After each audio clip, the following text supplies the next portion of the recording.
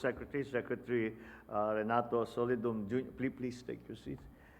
Junior, Senator Cynthia Villar, and the other elected officials that are present here with us today, the Special Assistant to the President, Secretary Anton Lagdameo, Senior Undersecretary of the Department of Agriculture, Dim Panganiban, partner agencies in this first National Soil Health Summit.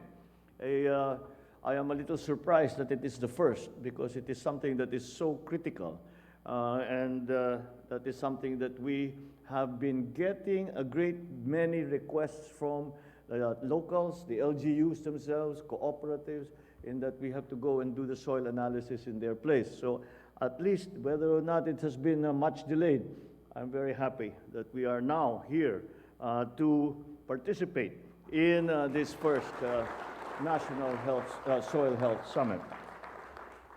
To all the experts and members of the academe who have taken time to participate in this event, thank you very much for your participation, and good morning to all of us. Let me greet the Bureau of Soils and Water Management a happy 72nd anniversary, and the joyful 12th anniversary to the DOST Philippine Council for Agriculture, Aquatic, and Natural Resources R&D. So congratulations on to the different agencies who are celebrating their anniversary. I cannot think of a more appropriate way to do that than for us to be attending this first National Soil Health Summit. We are all aware that our nation is blessed with rich and fertile lands that fed and empowered our people throughout our history. While that has been the case, we will still find ourselves burdened by grave and urgent issues in providing quality and sufficient food for our people, some of which are caused by factors beyond our control. Others are within, in fact, our control. We recognize strengthening our agricultural industry requires a cohesive overall approach, especially if we want to address the systemic and perennial ills in the sector. With this, we have begun the consolidation of farmers' cooperatives and associations and their lands, as well as the introduction of new technologies and machineries to our farmers, and giving them access to more efficient practices.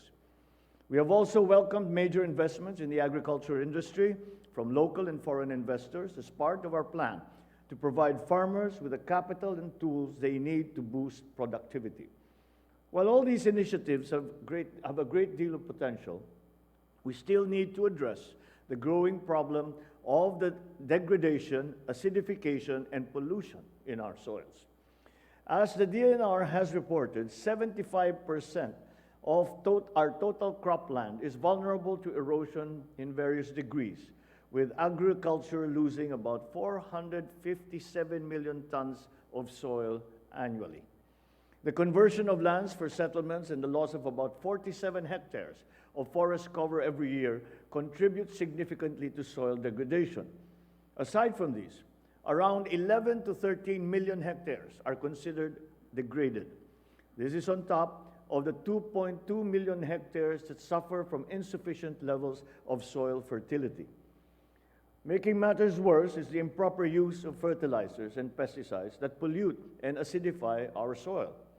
Needless to say, our soil is under threat, and to continue to neglect this vital agricultural component will lead to even worse crises in the future. Therefore, I cannot emphasize enough how significant and influential this first National Soil Health Summit is. With a discourse amongst our leaders and the agricultural sector's brightest minds, I anticipate that this summit will spark more informed decisions and much needed innovation in the coming years. With a focus on sharing information and enhancing programs related to soil health, I believe that we can promote the sustainable use of our soil for the benefit of future generations. On the part of government, we have come up with a 5-point priority agenda on soil and water management, such as a national soil health program and the implementation of sustainable land management. This will ensure the proper use and management of soil resources, address land degradation, enhance crop productivity, and hence improve farmers' income. The administration shall empower the Bureau of Soil and Water Management to achieve these goals, especially through capacitating soil laboratories across the country to yield better data. We are conducting a soil and land resources mapping and evaluation process that includes soil-based and land-based level assessments, soil sample analyses, and digital map preparations under the Philippine Soil Land Resources Information Program. The administration is also exploring water security for climate resilient rainwater technologies and the conduct of cloud seeding operations for agriculture. All this to improve water conditions in production areas, in critical watersheds, and in our reservoirs. These are all part of the collective efforts to mitigate the effects of the El Niño phenomenon.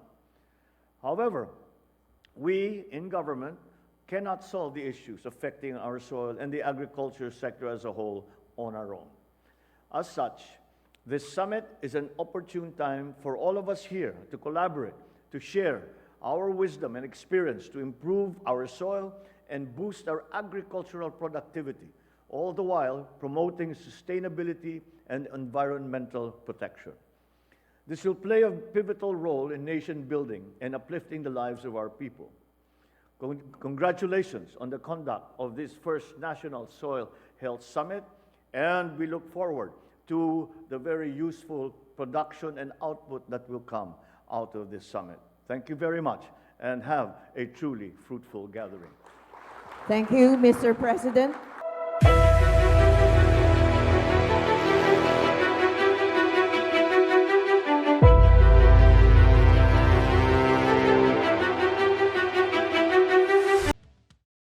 Kung titingnan po natin ang usapin tungkol sa lupa at tubig ay naaayon sa bawat isa sa atin, sapagkat ang lupa po ang pinagmumula ng ating pagkain.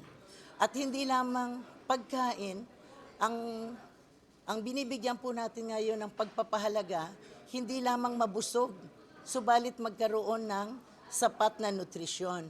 At ito po ay na-achieve natin through healthy soils. So, our agenda is to ensure that we have a food secured and nutrition secured Philippines.